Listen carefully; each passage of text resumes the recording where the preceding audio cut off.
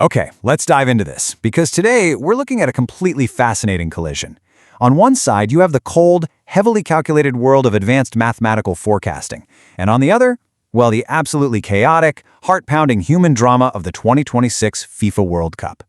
In this explainer, we're unpacking a genuinely groundbreaking academic paper that tries to statistically predict our next champion. But as we're going to see, math sometimes collides straight head-on with the very messy reality of the pitch. To really understand why predicting this beautiful game is just so insanely difficult, just look at the absolute visceral drama we witnessed in the round of 32. 3-2. That was the final score in extra time. But man, the story behind those numbers is just staggering. You had defending champions Argentina pushed to the absolute brink by Cape Verde, a 32nd seed underdog island nation that literally just ripped up the script. The mighty Albiceleste actually conceded 2 goals, and barely scraped by. Sports Illustrated actually hit the nail on the head, capturing the whole mood perfectly. They wrote, "Unlikely heroes help Messi avoid humiliation." And it's true, right? The sheer grit and the incredible tactical disruption brought by Cape Verde, it just proves this fundamental rule of live sports. The game is played on grass. It's not played on a spreadsheet. In 120 grueling minutes of knockout football, the human spirit is always going to try and defy statistical logic. And this brilliantly illustrates what I like to call the ultimate algorithm breaker: individual, once-in-a-generation anomalies. When Argentina's defense totally crumbled, Lionel Messi just put the entire nation on his back. His dominance in 2026 has been downright absurd. We're talking 7 total goals so far, a hat trick against Algeria, a brace against Austria. He scored in 8 successive World Cup games now, and he holds a record 14 Man of the Match awards. Seriously, think about it. How on earth do you program a predictive algorithm to account for one single guy rescuing a completely flawed team? And this tension between on-field reality and pure data is only getting more intense. So let's pivot from the pitch over to the data lab for a second. The 2026 format has completely exploded. We've got 48 teams, an unbelievable 104 matches, and this highly chaotic new round of 32. With all of this infinite complexity, trying to predict an outright winner has turned into an absolute mathematical nightmare, which, naturally, is exactly why academic researchers are now bringing in some incredibly advanced statistical models just to try and make sense of the madness. To tackle this exact nightmare, researchers Mina Rezai and S. Yasser Samadi, they didn't just take a wild guess.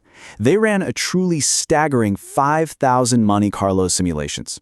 That means they built this massive probabilistic framework and literally simulated the entire tournament 5,000 times just to forecast the exact matches we're watching unfold right now. But of course, to do that with any kind of accuracy, they needed a rock-solid foundation to objectively measure how good a team actually is on any given day. And that foundation? It's called the ELO rating. Now, you might actually know it from the world of chess, but it turns out it's incredibly effective in football too. ELO is basically a dynamic rating system that updates automatically after every single match. But here is the absolute genius part of it. The math doesn't just care if you won or lost. No, it scales based on expectations. So if a global titan loses to a tiny underdog, their rating completely tanks. It also factors in things like goal differences and overall match importance, meaning, a high-stakes World Cup knockout game is going to shift that mathematical needle way more than some random friendly exhibition match. Let's see how this all builds, because the researchers didn't just look at a team's current rating on opening day. They realized that in football, momentum is literally everything. So they tracked what's mathematically called lag differences over a rolling 6-month timeline. Essentially, they were mapping out exactly who was surging into top form and who was maybe secretly declining. Because think about it, 2 teams might have the exact same rating today, but if one has been steadily climbing for 6 months while the other is in a total freefall, well, their true on-pitch strengths are going to be completely different. Now, as you can probably imagine, looking at 6 straight months of historical data for every single team creates this massive, super noisy web of numbers. To clean all of that up, they applied a pretty heavy-duty technique called sufficient dimension reduction, or SDR for short. Honestly, just think of SDR like a highly advanced mathematical water filter. By using a very specific variant of it called SAVE, they were able to compress all that incredibly messy momentum data into just 1 or 2 crisp, highly predictive signals. So they're basically filtering out all the random statistical noise without losing any of the really critical info on whether a team is actually likely to win, lose, or draw. So, putting the whole puzzle together, here is the actual engine driving those 5,000 simulations. Step 1. They extract a team's entire 6-month ELO history. Step 2, they reduce all that noisy data down into clean directions using that save filter we just talked about. And finally, Step 3, they feed those reduced scores straight into a Poisson double regression model. I know, it sounds super complex, but that final step is really the magic trick. It's what calculates the exact probabilities for exactly how many goals the home and away teams are statistically expected to score. And that is what gives us these incredibly precise win, draw, and loss percentages. Now, what's really interesting about this next part is what actually happens when you run 5,000 simulations through this beast of a model. If we check out the top projected winners, Spain is actually the mathematical favorite here. They've got a 16.6% probability to win the whole championship. But right behind them, the model gives Argentina a massive 16.1% probability, with France sitting in third. But wait, do you notice the glaring issue here? The model absolutely loves Argentina. It sees their incredible ELO rating, it loves their 6-month momentum, but it is completely 100% blind to the very human on-pitch struggles they literally just endured against Cape Verde.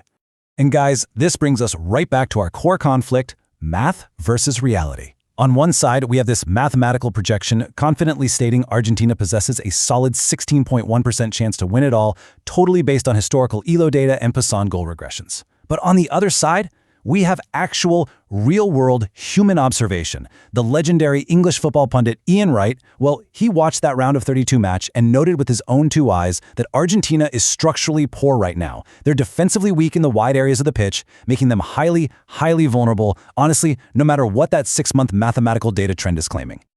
So the crucial point is exactly what Wright said. He hit the nail right on the head, saying, I think in the wide areas, they are very weak. You can get at them in those areas. Now, Argentina's next huge clash is against Egypt. When you're watching this upcoming match, seriously, pay close attention to the wings. Because if Egypt brings that exact same clinical endeavor that Cape Verde did, and they manage to exploit those wide defensive gaps, well, Argentina's tactical blind spot could eliminate them entirely. And that would absolutely shatter that 16% championship projection in a single instant. Ultimately, this just reveals the biggest limitation of all this forecasting, right? The tactical blind spot.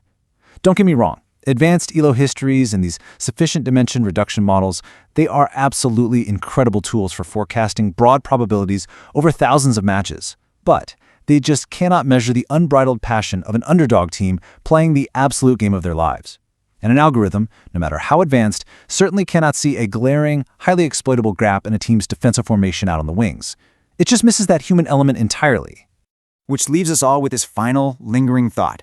If our most advanced mathematical models can effortlessly process 5,000 complex simulations, but they still can't measure the pure heart of a 32nd seed underdog or spot a glaring tactical weakness on the wings, then can math truly predict the champion of the beautiful game? It's just such a fascinating tension between cold, hard data and the unpredictable human spirit. And frankly, it's exactly what makes the rest of this 2026 World Cup an absolute must-watch. Anyway, thanks so much for joining me for this explainer. Keep your eyes on the pitch, and I'll see you next time.